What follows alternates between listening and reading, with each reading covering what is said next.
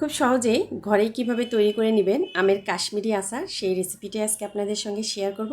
আশা করছি আমার আজকের রেসিপিটা আপনাদের কাছে অনেক ভালো লাগবে। ভালো লাগলে সবার কাছে অনুরোধ রইল লাইক দিয়ে আমার পুরো ভিডিওটা দেখে নেবেন। এই জন্য আমার এখানে লাগবে আমগুলো আমি খুব ভালো করে এভাবে বটির সাহায্যে ছিলে নিব। আমি এখানে এমন আম নিয়েছি, এখন তো আম প্রায় সব শেষের দিকে। এই আমগুলো মানে পাকাও না কাঁচাও না এইরকম অবস্থায়, আর 2-1 দিন রাখলেই কিন্তু পেকে যাবে। এইরকম আম নিয়েছি, তাহলে কালারটা একটু সুন্দর আসবে। আপনি চাইলে কাঁচা আম দিয়েও এটা তৈরি করে নিতে পারেন। আমি কেটে দেখাচ্ছি, দেখেন আমগুলো কিন্তু পেকে যায়নি, কিন্তু একদম পাকার মতো অবস্থা হয়েছে। এরকমগুলো সবগুলো আমগুলো আমি কেটে পানিতে ভিজিয়ে রাখবো। এখন আমগুলো কেটে রাখার পরে দেখেন পানিটা কিন্তু একদম স্বচ্ছ, কিন্তু একটু পরেই দেখতে পারবেন পানির কালারটা কিন্তু একদম চেঞ্জ হয়ে এসেছে। আমগুলো আমি আধা ঘন্টা এরকম পানিতে ভিজিয়ে রাখবো, তাহলে আমের কষ বের হয়ে আসবে। তারপরে খুব ভালো করে পরিষ্কার করে ধুয়ে নিব। নিয়ে এখন এখানে দিয়ে দিব আমি চুন, পান খাওয়ার যে চুন থাকে সেই চুন।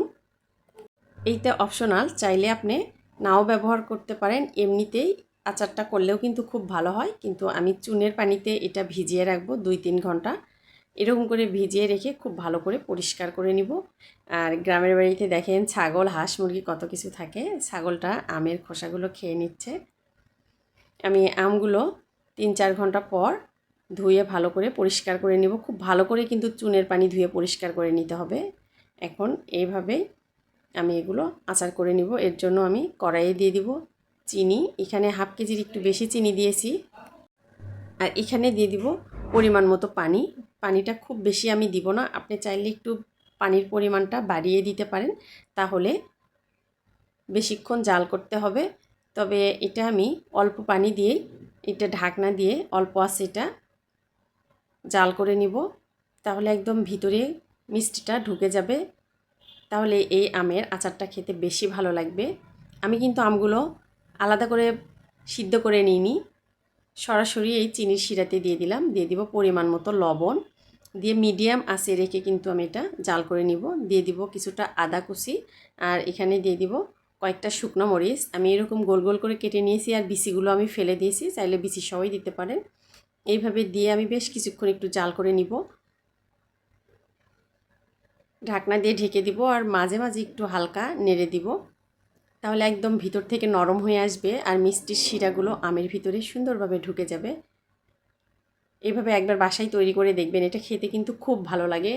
এটাতে কোনো মশলা ওই রকম ব্যবহার না করলেও হয়। আপনি চাইলে এখানে এক টুকরো এলাচ, 2টা দারচিনি দিতে পারেন। আমি কোনো কিছুই এখানে দিই নাই, ওইটা দিলেও ফ্লেভারটা ভালো আসে।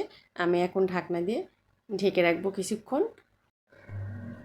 এই আচারটা একদম প্রায় শেষের দিকে হয়ে এসেছে। এই সময় আমি দিয়ে দিব কিছুটা সাদা সিরকা বা ভিনেগার, যেটাই বলেন না কেন।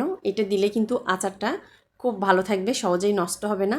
তাই অবশ্যই এই ভিনেগারটা দেওয়ার চেষ্টা করবেন। এই ভিনেগার দিয়ে আমি আর 2 মিনিটের মতো এটা জাল করে নিব। তারপরে এটা ঠান্ডা হয়ে গেলে আমি এটা শিরা থেকে উঠিয়ে নিব। একবার হলেও এটা বাসায় ট্রাই করে দেখবেন, এটা খেতে কিন্তু খুব ভালো লাগে। ভালো লাগলে সবার কাছে অনুরোধ রইল একবার হলেও বাসায় ট্রাই করবেন, আর লাইক কমেন্ট শেয়ার করবেন। আর আমার রেসিপিটা কেমন লেগেছে কমেন্ট করে জানাতে কিন্তু ভুলবেন না।